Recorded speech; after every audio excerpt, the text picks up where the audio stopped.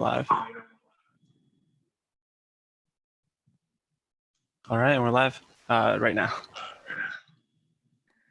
Awesome. Hi, everyone. Thank you so much for joining us. Welcome to the StayRunning online educational event. Today, we're going to be providing you some guidance on how to approach running as a longevity sport and how to avoid injury. My name is Soham, and I've been a runner for the past 6 years, and I absolutely love it. We have an awesome presentation for you today. The whole StayRunning team as well. We also have a physical therapist speaking, and we are really excited to go over everything. So from a quick organizational standpoint, the event's set to last right around 55 to 60 minutes. We're going to be going over the importance of warm-up, the importance of cool down, some of our techniques, how we like to do it, nutrition before and after a run, the best running surface to run on.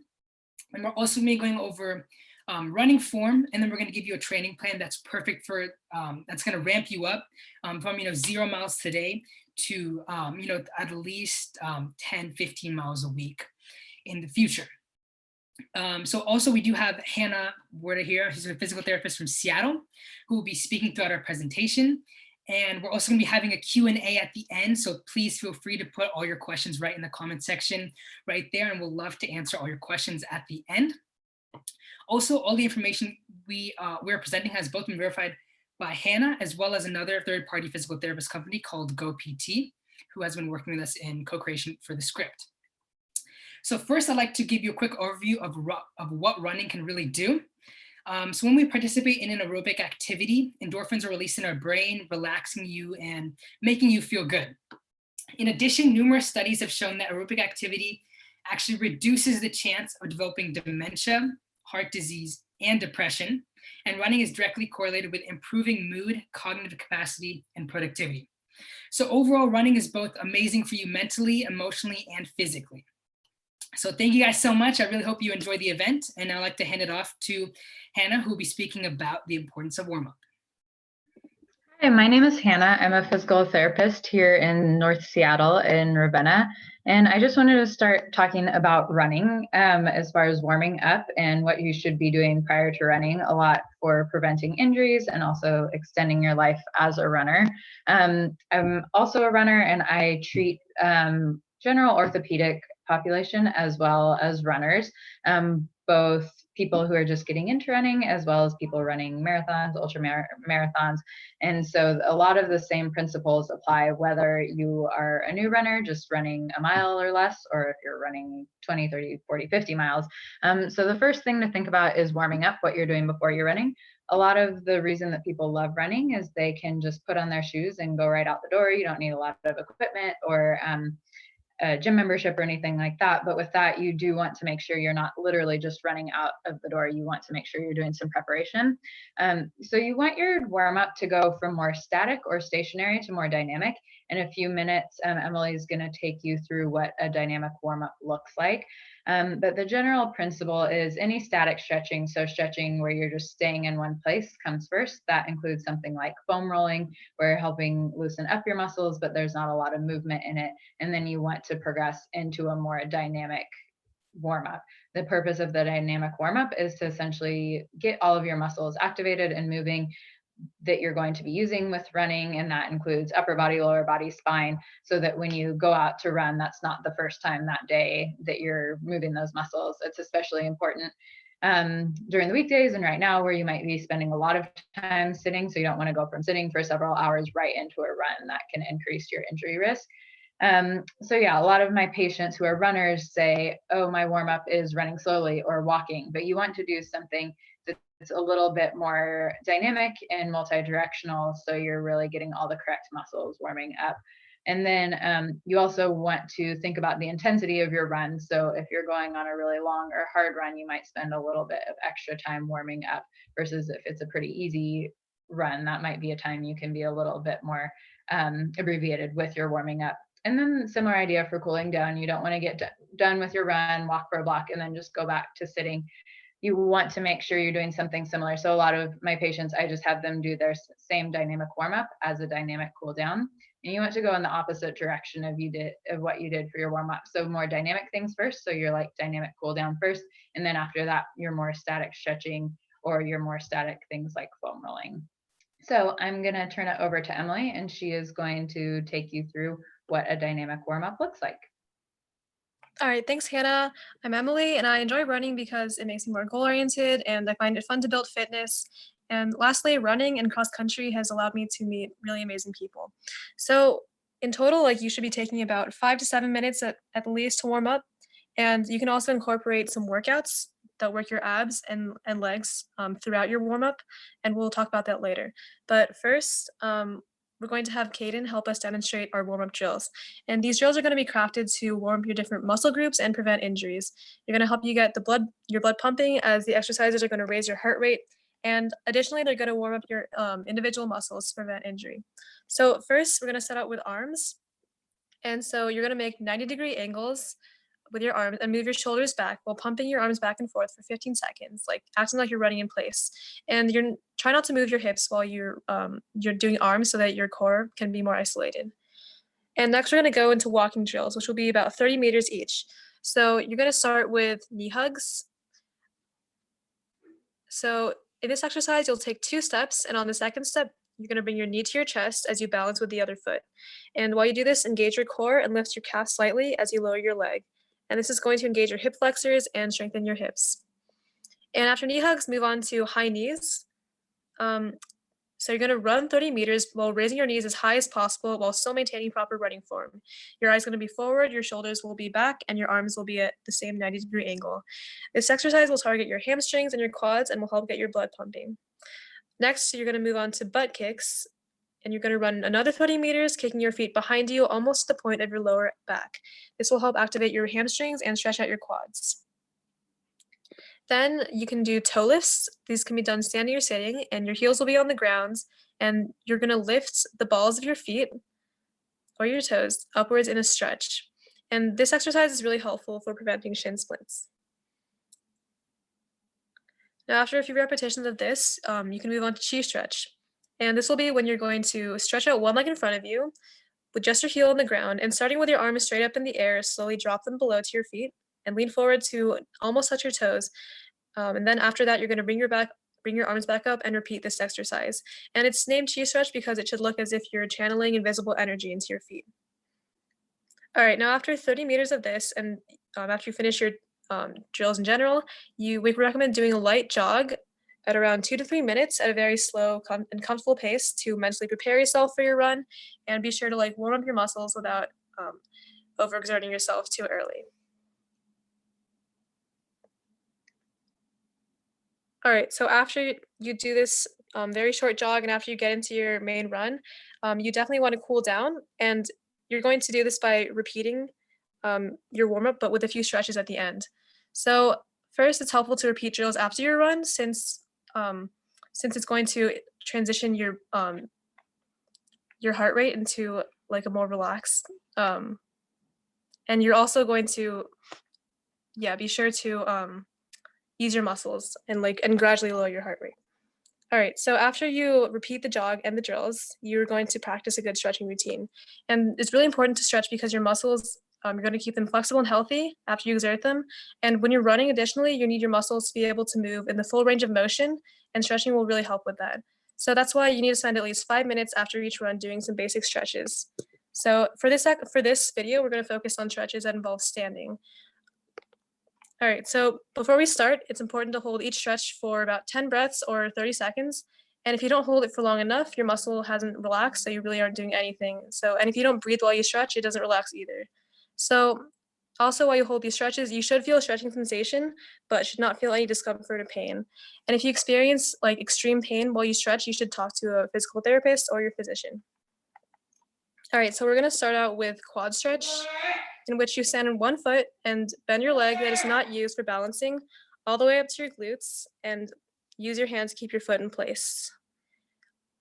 And after you're done with both sides, you're going to move on to calf stretch, and you're going to prop your foot up on a wall or another vertical surface, and then lean forward until you can feel a stretch in your lower leg.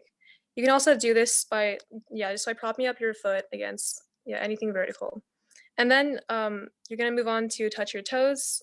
And so you're going to keep your legs straight while dropping your back down towards your toes and just extending your hands as far towards your toes as you can.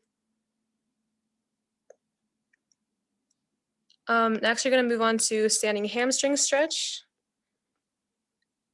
And this is going to be when you lean forward and like you slightly bend the knee that's in front of you while keeping your back leg straight.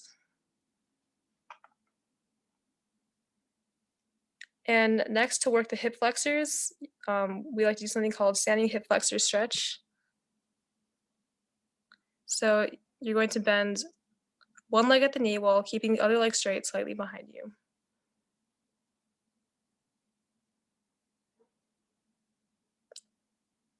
All right, and those are all the stretches we'll be covering today. I'm going to transition this to Utah. Hi, my name is Utah. I like running, and I like running because it's really a fun activity to do with friends. I've really gotten to know a lot of people through running, and I'll be talking about running nutrition, specifically what you should be eating before run and after run. And ideally before you start running, you want to eat light carbs, and this will help to increase your blood sugar, but also not bog you down with painful running cramps. And eating before a run is usually up to your personal preference, and we do get that a lot of people have different eating habits before a run. However, we do have a few suggestions for what you should eat before a run so that you won't get digestive problems. And so some of the foods that you might want to avoid before a run include legumes. There's a reason why the old saying goes, beans means the more you eat, the more you toot. Protein bars, you might think that protein bars will help you power through the run, but they're actually really high in sugar content, and this may make it hard to digest, so you might want to stay away from these protein bars. And dairy products and milk, you might want to avoid dairy products and milk as the lactose is not easily digested for some people. And next I'll be transitioning to what you should be eating after a run. So after a run, your muscles can often be torn or sore, which makes the proper diet crucial to rebuilding the muscle tissues and building more endurance muscles. And when it comes to eating after a run, protein is really important because it helps to build and repair tissue. And carbohydrates are also essential for replenishing glycogen that is often used during the run. And again, what you eat after run is entirely up to you and your personal preference. However, we do have some recommendations for post-run meals that will help to maximize the sort of tissue repair and growth. And some of these recovery foods might include protein shakes, like chocolate milk or plant-based milk. And many of these are perfect because they provide a perfect combination of carbohydrates and protein. But you should also be cautious because some of these drinks do have a high sugar content. So just make sure to read the nutrition label. And another type of recovery food that you might want to try after a run are protein and high carb snack ideas. For example, celery and carrots, hummus and peanut butter, egg with bread, Greek yogurt with fruit, etc.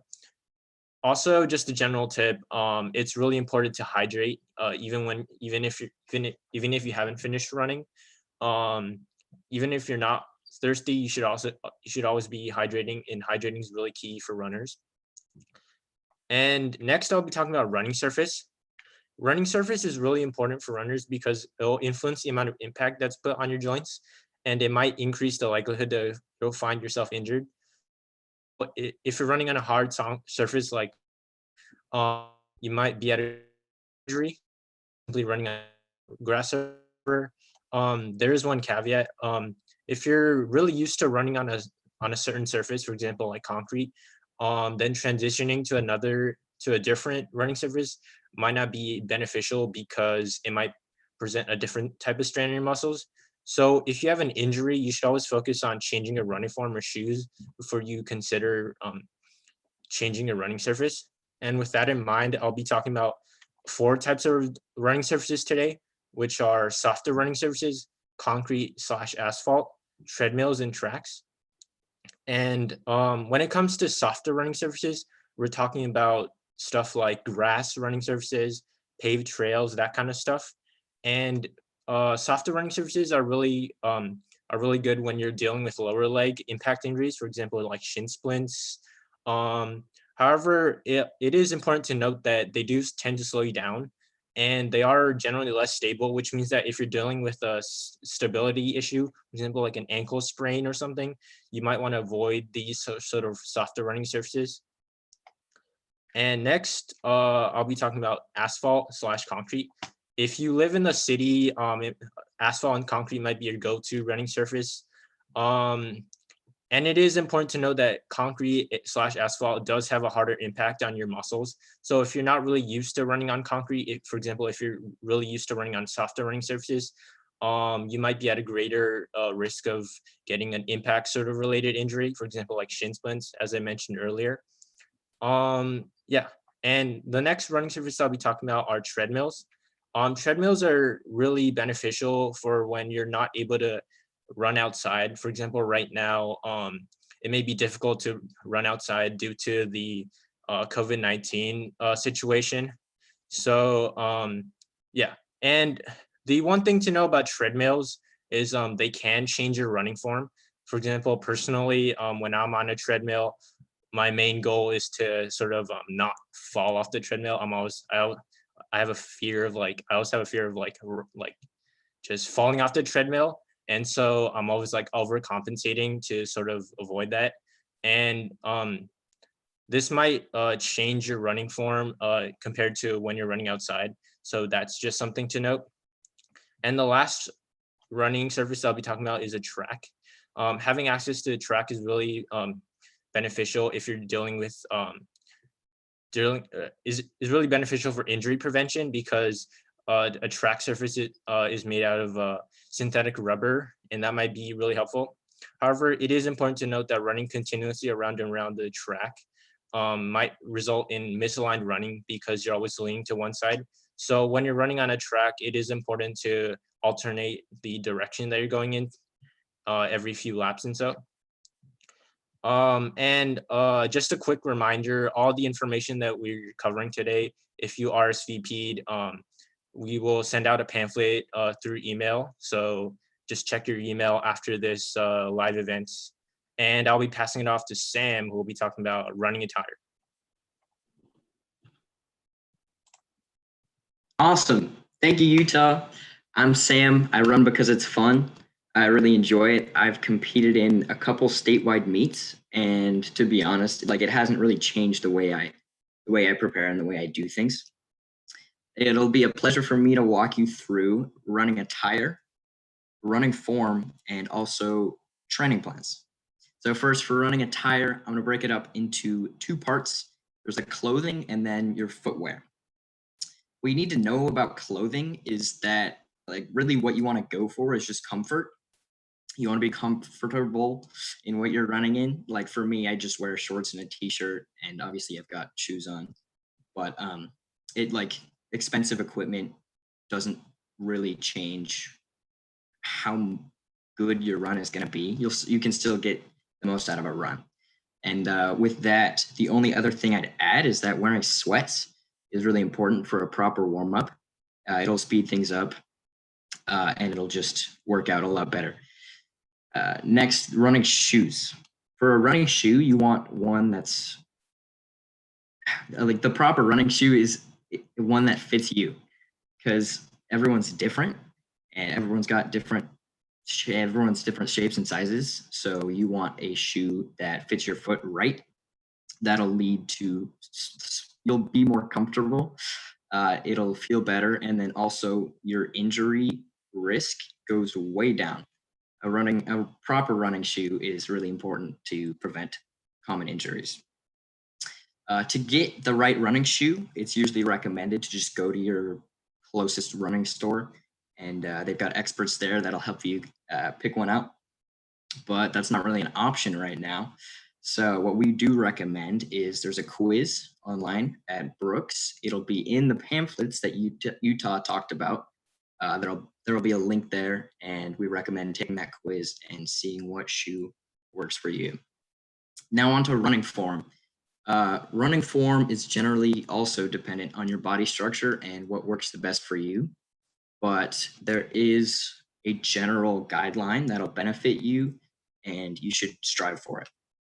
With this, also, you might want to look at Caden as he demonstrates the proper running form. You might not think of your head as affecting your running form, but it is really key when you're running to maintain a focused gaze in front of you. It'll help maintain proper posture. You want to keep your neck in alignment with your spine while you run, and your jaw should be pretty loose. If you have a tight jaw, that'll tighten up the rest of your upper body. And so you just kind of want to let that hang there and usually breathe out of your mouth.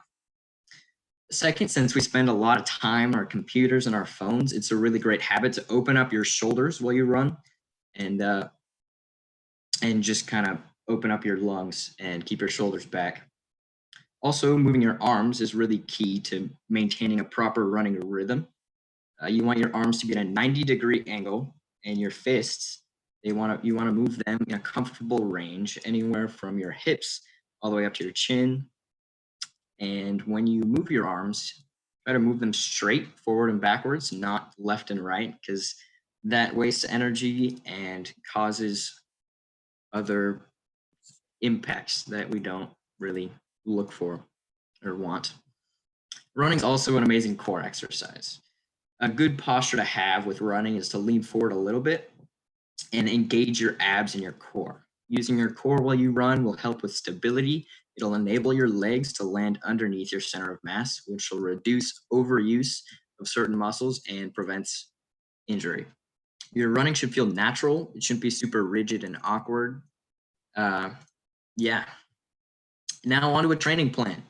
When initially starting to run, it's kind of challenging to maintain a consistent training plan that'll keep you motivated, keep you running consistently over a long period of time.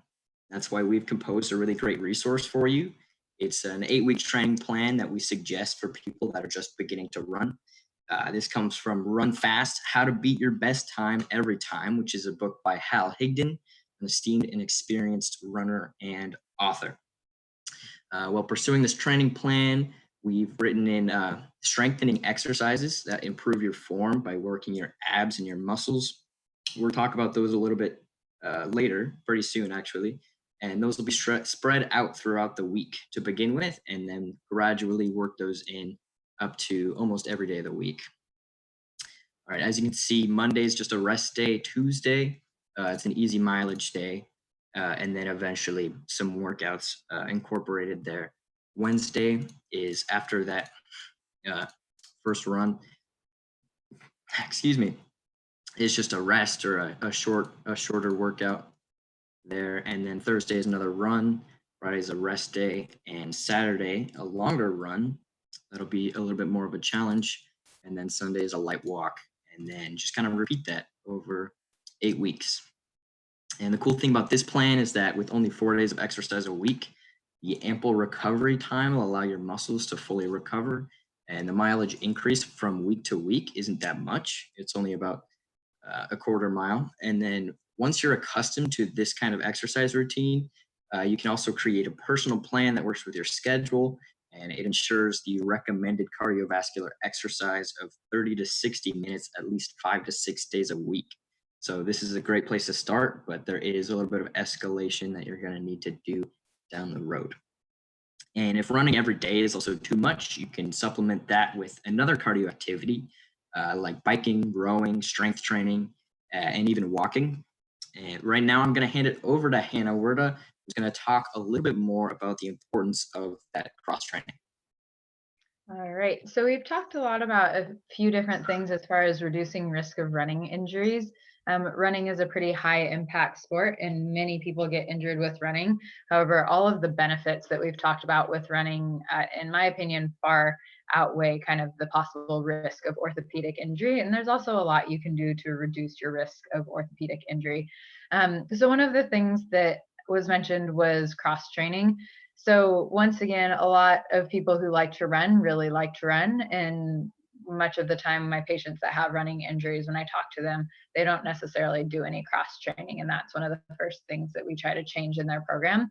The other mistake that's made is people say, oh yeah, I cross train, I walk, or I swim, or I bike. And those are good because they're different impacts than running. However, if you think of kind of the direction you're going, especially with walking and with biking, it's really linear forward. And we like to start to do some cross training activities that develop some different muscles than walking, running, biking do. That tends to be kind of repetitive as far as the muscles and joints that you're putting stress on. So a lot of times cross training should involve something that's a little bit different. So whether that's strengthening, so that could be exercises you're doing on your own, body weight, weighted activities, that could be yoga, that could be Pilates, it could be playing sports, just something that's a little bit different as far as the movements that you're using as running. As I said, running is high impact, so you need to make sure you have the strength to absorb the impact of running with some of these strengthening exercises. We'll go through a few exercises later as well for some examples. So yeah, thinking about some things that are side to side or rotational instead of straightforward. So even thinking like lunges, they can be a good exercise, but they're actually kind of similar to some of the movements and muscles that you're using with running. So thinking about that when you're creating this cross training plan. Ideally, cross training would be 2 to 3 days per week at least. Sometimes some people prefer to cross train on days that they don't run, but it can be okay as long as it's not too high impact for you to cross train on days that you run. You should always at least have one rest day per week. So that training plan that we went over had a few rest days, which is great. If you are a higher intensity runner, so say you're training for a marathon or something like that, you still need at least one rest day per week to allow some time for recovery. And then that kind of brings me into workload ratio, or kind of building up your running mileage. So it's going to depend on if you're a new runner or an experienced runner. A very general rule that we use is that your running mileage shouldn't be increasing by more than 10% per week. So that means both your total weekly mileage as well as kind of your longest run mileage. Most often I see running injuries when somebody is changing something with their running. So it's pretty rare that I have somebody that say comes and they run 3 miles 3 times per week and they do what they're always doing and they get injured. It's a lot more often that somebody's tried to change something. So thinking about working up your workload, you have to think about mileage, but you also need to think about your pace, your elevation, your surface. And so anytime you're making a change, really you just want to ease into it very gradually. So mileage is one of the easiest ones, but you also want to think about progressing into one thing at a time. So if you're increasing your mileage, you also don't want to increase your pace in that same phase. So kind of picking one thing to progress at a time so that you're not overusing things. So injuries a lot of time are about overloading a tissue. So whether that's a muscle or a joint. So if you allow the tissue gradually to get used to something, you're a lot less likely to get injured rather than if you do it all at once. It's also important to think about, a lot of times we hear the expression like weekend warrior. So if you're doing very little throughout the week and then doing a massive workout on the weekend, once again, you still want to ease into that. You can't necessarily just kind of catch up on your workouts that you might have missed throughout the week. Another really easy thing to keep track of as far as overload or kind of reducing injury risk is footwear. Very generally, footwear should be replaced every 300 to 500 miles, or and that depends on how much you're running per week or what type of runner you are. Or another guideline is about every 6 months. Footwear can wear out and lead to increased injury risk just because you're not getting the amount of absorption from the shoe that you could, and then your body is having to absorb more of those forces. And that kind of brings me to my last thing to think about with running injuries is when to keep running when you're having pain or an injury, or when to take a rest. If you have run before, you might know aches and pains can pop up. And so I know when I run, every once in a while, something will hurt for a few minutes and then it will go away. Or I'll have one run where something will hurt a little bit and then I'm like, okay, I'll try to run the next day and I'll feel fine. So what to be cautious of is patterns of pain. So it's every time you run, if it's hurting in one place. or if you're having multiple days in a row where you're running and you're having pain, is something to be a little bit more cautious of. It doesn't mean that as soon as you have a little like ache, you have to instantly stop running for weeks, but if it becomes a pattern or if it's a high level of pain. So a really general rule that I give people is thinking about the pain scale is 0 is no pain at all, 10 is you have to go to the emergency room, the worst pain that you can think of. If you have a pain that's like a 1 or 2 out of 10, more of like a, oh, I'm aware it doesn't feel perfect, but I wouldn't necessarily even say it hurts that much, I'm usually more okay with people running a little bit through that and kind of seeing if it goes away on its own. If you're having an 8 out of 10 pain, it's probably, even if it's only happened once, that's probably something to rest or address. It's kind of pains that we're not as concerned about are like aching, soreness. Obviously, if it's muscle soreness, if you're well aware of what that is, even if it's really sore, you don't have to be as cautious about that versus if it doesn't feel like your typical muscle soreness, you should be a little bit more aware. Anything that's really like sharp, stabbing, really localized is a little bit more concerning than like broad aching. However, even if it is broad and aching and it's a pattern and ongoing, you should adjust it. So the first thing to do if you are having pain, if you take a couple days, you can either decrease your runs, kind of, especially if the pain is coming up at a certain point. So say you can run 2 miles, but at 3 miles, your pain starts. You can just decrease your running length for a while. If it's happening as soon as you're running, you might either want to take a couple days off of running or kind of decrease pace, trying to not get above that 3 out of 10 with your pain when you're running. If you've been resting and trying to manage your injury for about 1 or 2 weeks and you're not seeing any change, so you go back out to run and it's the exact same, that's usually about the time that you should consult somebody. So a lot of physical therapists, so our office, we do a free phone consult where you can call and you can just describe your problem and a physical therapist can help guide you. Should you go to the doctor? Should you come to PT? Are you okay to just let it rest? So thinking about talking to a physical therapist, going in for an evaluation, or talking to your medical doctor about kind of what you should do next. If you've had pain for 4 weeks and it hasn't gone away, it is very, very unlikely that it's going to go away on its own. I will say sometimes I have people that come in and they've been having pain for months or even years with running. It's a lot harder to treat if it's been going on for a really long time. Usually your recovery is going to be a little bit quicker if you get in sooner, and no health professional is ever going to be upset with you if you come in and it goes away really quickly and you didn't need to come in. Everybody would always rather you take care of an injury that needs to be taken care of rather than waiting months and months until it's a lot harder to rehabilitate. Yeah, so a physical therapist, a doctor would be a good person to look into, and running does not have to be a painful activity. So making sure you adjust things that come up, especially if they're becoming a pattern. So those are the biggest things with running. There's a lot of kind of common running injuries. I see a lot of information online that can be sometimes good and sometimes bad. So if you have plantar fasciitis and you go and Google it, some of the things I see on there are great and some are not great, and everybody has kind of a different story and a different opinion. But you just want to make sure that the advice that you're listening to isn't necessarily from a friend. You want to make sure you have a healthcare professional. There are people that are experts in this area and have research-based information that can help you out with your injuries. I'm going to pass it over now to Emily. So a little bit of a backtrack as far as we talked about cross training and exercises that you can be doing, and she's going to take you through a couple of exercises that you can use in your cross training. All right, thank you, Hannah. So yeah, these exercises are really good for your cross training, for strengthening when you're not running. And so first I'm gonna go over an ab workout. So strong abs are important for having proper running form and stamina. And even though like they aren't required and consistent running is the most important, doing ab exercises will definitely improve your form and ability and help you run faster and more efficiently. So when you do your exercises, you're gonna try to do 30 seconds each exercise, and for your planks, try them for 1 minute. But for this demonstration, we'll just do about 10 seconds per exercise. And all the exercises that we recommend are going to be in your pamphlet, but we're just gonna go over a few of them for now, for the sake of time. All right, and first I'm gonna start out with jackknives. And remember to keep your head on your ground while you're on the ground while you're lying flat on your back. Basically, you're going to bend one leg and extend the other, and your bent leg will be bent at the knee with both of your feet above the ground, and you're going to lunge forward in the crunch maneuver for about 30 seconds.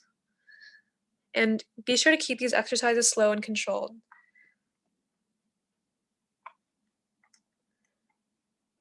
All right, and afterwards, we're going to move on to Russian twists, and you're going to be sitting up and lift your feet up off the ground, and while still bending your knees.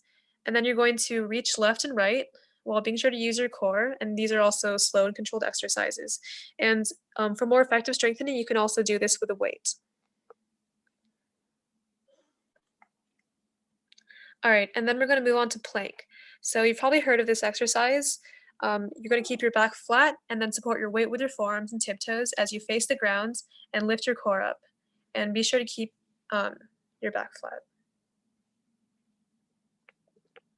All right, now after 1 minute of plank, we're going to do, first we're going to do a seal stretch, otherwise known as the cobra position, to stretch out your back. And then afterwards, you can do at least 10 push-ups. And the most important thing about push-ups and like these exercises in general is to have proper form.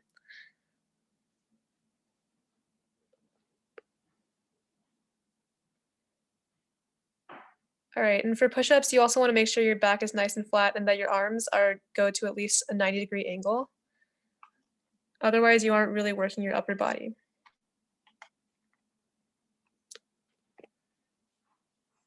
All right, now after push-ups, you can do a leg workout. These are going to help strengthen your glutes and increase your hip mobility.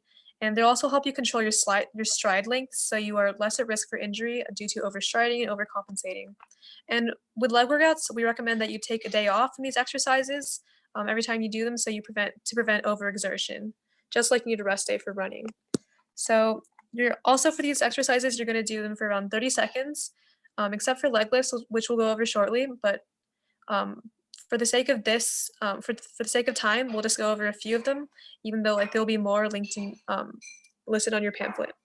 All right, so first we're going to do leg lifts. So on the side, so you're going to lean on one side, and with the leg that's facing the air, lift it straight up, and then keep your toe pointed in a certain direction, 3 different directions, and you're going to do 5 to 10 repeats of leg lifts on each leg with 15 to 30 leg lifts total.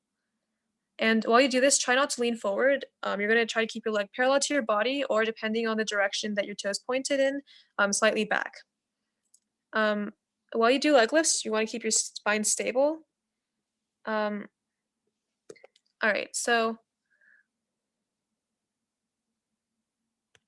and in general, our 3 directions are going to be upwards, and then a more relaxed position, and then downwards towards the ground. All right, so after doing 30 on each side, 15 to 30 on each side, and switching, you want to move on to some hands and knees exercises. So doing these exercises, it's really important to keep your spine stable and make sure your back doesn't move as much and has a smaller range of motion, making it more slow and controlled. And this is really good for core exercising too. If your back doesn't move. And if your spine pressure is incorrect, this can be a lot of pressure on your neck. So be sure not to overexert your spine. So first, we're going to do fire hydrants. You're going to be on your hands and knees and slowly lift your knee up into the side until you can't move your knee any further. And then you're going to move it back. And you'll repeat this for around 10 times per side.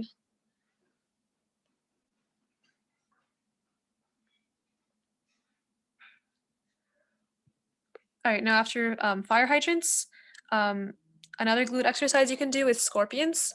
So you'll still be on your hands and knees, and you'll lift one leg up and straight out behind you towards the sky. And you're going to repeat this for 10 times per leg. So, and while you do this, remember, you're going to have to keep your spine straight in order to limit your range of motion and make the exercise more effective.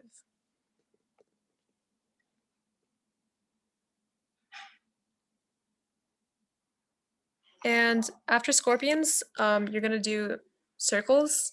So you'll be also on your hands and knees and slowly extend one leg out and then move it in a circle through its entire range of motion. And you're also going to do this 10 times per leg.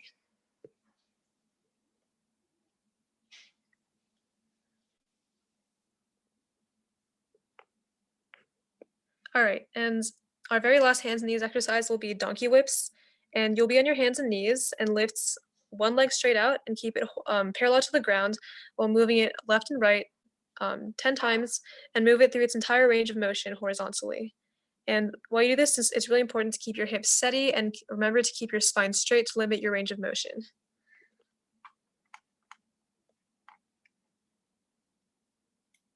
And okay, lastly, for these exercises, one thing you can do is clamshells. And this will be when you lay down on your side. It's going to stretch out your inner thigh, basically. And so your legs will be slightly bent and you'll raise your knee up while keeping your hips steady. And if you're not feeling anything, you need to shift your body and focus on activating your glutes so you feel more of a stretch.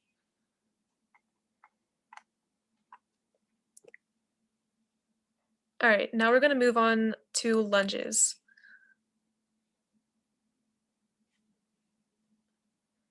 So first we'll start with forward lunge. So you're going to step forward with one leg, and after doing this, you're going to lower your hips as you bend your left knee and lower yourself down while keeping your front leg's knee parallel to your front leg's foot, and the knee of your back leg should reach a 90-degree angle. And after you get into this position, stand back up straight and repeat with the opposite leg going forward. And you want to do this 10 times per leg, so it'll be 20 lunges total. And next we're going to go into side lunge. So you're going to be stepping to the side, and all right, so you're going to straighten the leg that's not bent as you lean into the side that your leg is bent on. And while you and then after that, raise yourself back up by straightening the bent leg. Then you're going to repeat the process with the opposite leg, and again, 10 times per leg.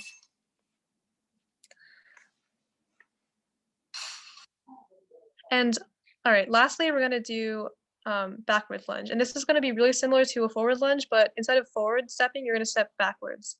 And you still need to keep your back knee to 90 degrees. And yeah, a very similar position. All right, and that's all the exercises we'll have for today. I'm going to pass this back to Soham. Thank you. Awesome, guys. Well, that was the extent to our content for today. Just as a reminder, we're going to be sending all the information in a nice pamphlet for you to look at. So if you have RSVP'd, you're going to get that in your email in the next 24 hours. But if you haven't RSVP'd, please go ahead and click the link in the chat box to the right side, and to make sure to get on the list so we can send you all the information. So right now, I'd love to open it up to a Q&A. You can ask any questions about running, like running social distancing, and then how to do it and what are the best techniques. So right now, actually, we already have a couple questions coming in. So one, this would be, I think for Hannah, would be, if I got shin splints after a run, how should I treat it? And is it okay to still run on them? Yeah, so shin splints, it is a fairly like non-medical term, so it can be a couple of different things. I would say if you're not wanting to be as aggressive as far as going and like seeing a physical therapist, you could always try to change your running shoes or running surface. So changing out your running shoes sometimes with a little bit more cushion, or changing to a little bit of a softer running surface can sometimes help. You can try doing some strengthening exercises for your lower legs. However, as with anything else, there can be different reasons why you're having those pains in your shins. So it could be anything from like a muscular injury. It could be sometimes people think they have shin splints and it's more of like a stress fracture, or it could be what we think of as kind of the compartment between muscles. So there can be a lot of different causes kind of within that shin pain or shin splints. And so if you kind of tried those things as far as some stretches, maybe some like ice and heat, running surface changes, shoe changes, and you're still having them, I would definitely seek care rather than running through them. Awesome. Great. Thank you so much. The next question is, when I try running, I often feel knee pain after running downhill. Do you have any tips on how to kind of decrease that and what the problem might be there? Yeah, and so with it, once again with injuries, it's a little hard to say kind of what the injury is, but really generally, if you're mostly feeling it with running downhill, We think about muscles as having different types of contraction. So running downhill is often what we call more of an eccentric control. So essentially, when you're running up a hill, your muscles are contracting to push you up. When you're going down a hill, your muscles are basically trying to control against gravity. So they're keeping you from just falling down the hill. And it's funny because a lot of times if you're running uphill, you're breathing harder. So you perceive it as harder work. Downhill, that different type of muscle contraction can actually be more energy for your muscles. So something that you can try, once again, if you've tried kind of changing your pace or changing kind of the easier things to change and you're still having that pain, is you can try more eccentric exercises. So if you think of a squat, you push up and then you go down. So a really easy way to work on the eccentric is to go slow, even slower when you're doing the downhill part of an exercise, or like the controlling part of an exercise. So sitting down really slow with your squat and going up a little bit quicker. You could do that with like a single leg squat or a lunge or something that's kind of similar, mimicking that motion that you're doing going down a hill. Once again, if you're not able to kind of figure out your symptoms with that and they persist, I would seek care. But that's kind of where I would start without having any idea what the injury is. Awesome, that's perfect. So the next question, I think we're definitely curious to see what everyone in the team thinks about this, but any tips on how to social distance while running in a crowded area, and do others use masks while running? So Hannah, if you'd like to start us off, that'd be awesome. I personally haven't been using a mask. Like COVID-19 is not my area of specialty. I've just found in my neighborhood, I'm able to cross streets well enough that I can stay 6 feet away from people.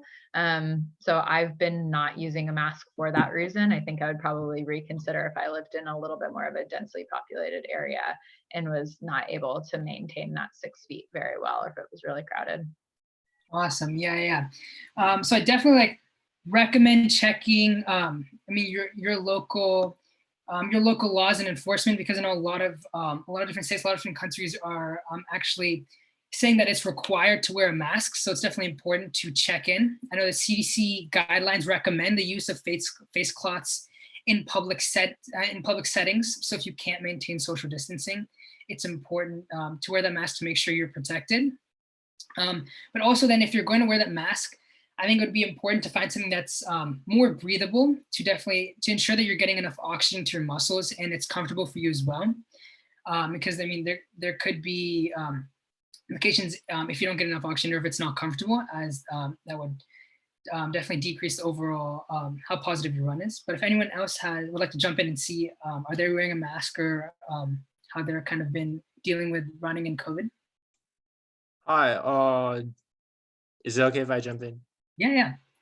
Okay, so personally, what I've found is that especially if you live in a really densely populated area, if you want to go outside and run, I would say the best course of action would be to run during the early hours or the later hours. Obviously, this might be a little more dangerous in the later hours because it might be darker out, but if you're trying to avoid running near people, and if you're trying to practice good social distancing, then I would say that your best bet would probably be to sort of run during those lesser common time of the day. Yeah. I'd also kind of like to jump in here. When you are running, say like on the sidewalk in somewhere pretty densely populated, it's also important to use body language. And like if someone's coming towards you, or just kind of let them know that you're incoming. I don't know if that's the right word, but just kind of coordinate with other people and work together. Can I also jump in and give a few words? Yeah, so I agree with Utah about like either running later or like earlier to avoid the crowds, and maybe have like a trial run where you try to find like more secluded places, but still make sure it's safe. But just like avoid big public spaces and try to find maybe more branched off trails that don't have that many people on them. Awesome. Thanks everyone for chiming in for that. Another question we have is, we should list the foods to avoid before running, but what do you usually eat before a run? I think this is also kind of open to anyone who wants to answer. I think personally, I would eat, something like really light, like maybe like carrots and hummus, or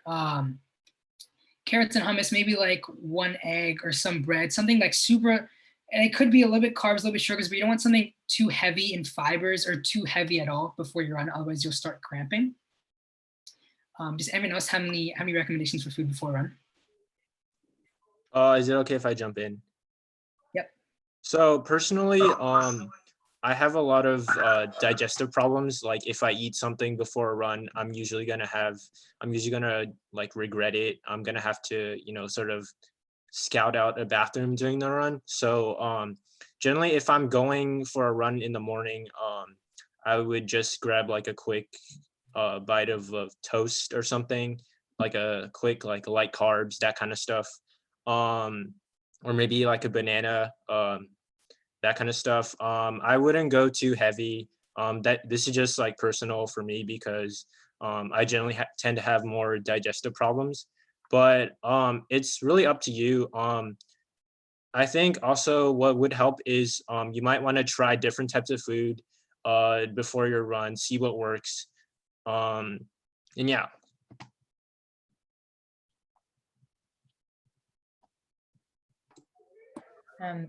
I'm going to do a quick jump in. I know a lot of people too, it depends on the timing. So for me, I can eat a semi-normal meal. I just need to wait a good like 2 hours before my run. And obviously that's going to depend on your schedule. But sometimes the timing matters as much as the food. But yeah, it's really personal preference, but a lot of the research does show that fiber and fats are the two things to be more cautious of before your runs. But other than that, and obviously like a healthier food that's going to be, you don't necessarily want to eat like a piece of candy before a run. So like a healthier food, but also finding that low fiber and fat is usually kind of the sweet spot. Awesome. We have just a couple more questions here. What protective gear would you recommend while running when it's dark outside? Or do we have any recommendations for that, and how do we go about running in the dark?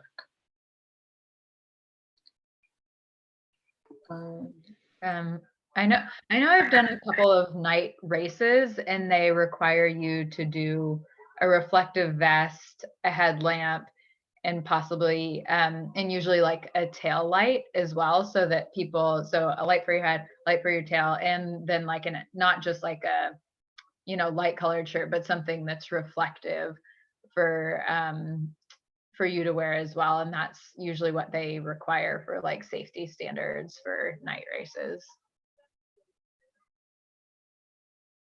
Boom, yeah, that's awesome. Yeah, reflective gear, maybe a headlamp as well. I mean, those things that are generally will help make you run lighter and make sure you are not in danger. And then the last question is Angela. She said, I have diastasis rectus. Is it okay to run? What ab exercises can I do? Yeah. Yeah, so that's a pretty common condition. That's something I would definitely go into physical therapy to get treated. There are a lot of physical therapists who specialize in like women's health, maybe even better suited or more equipped to treat that, because it's super common and that's something they would treat a lot. The big thing with a diastasis is you have that separation in your abdominals. And so you want to be avoiding activities that are kind of increasing that separation or creating kind of like a more general way to think about it is kind of that like bulging appearance. So a really general rule is if it's not guided, avoiding things like crunches and sit-ups where you're curling your trunk forward and it's kind of pushing your abdominals out. So running, it kind of depends on if you're able to feel that like pushing out or not. I would say just in general with that, I would consult a healthcare professional before running, because it's going to kind of depend on the extent of your diastasis on if they clear you to run or not. But some of my patients are able to run with that really safely, and some we have to build up some strength before they're allowed to run with that condition. Awesome, perfect. Well, those are all the questions we have for today. So if anyone has any last minute questions, feel free to put them down in the Q&A in the comment section right there. But other than that, we are wrapped up for today. Thank you so much for everyone who attended the event. We greatly appreciate it. If you have any other final questions or any questions after the event that you've thought of, feel free to send an email to info@stayrunning.org. And we will make sure we will get physical therapist recommendations for you, and we'll make sure to get the proper information back. But thank you so much, and we hope you have a great day.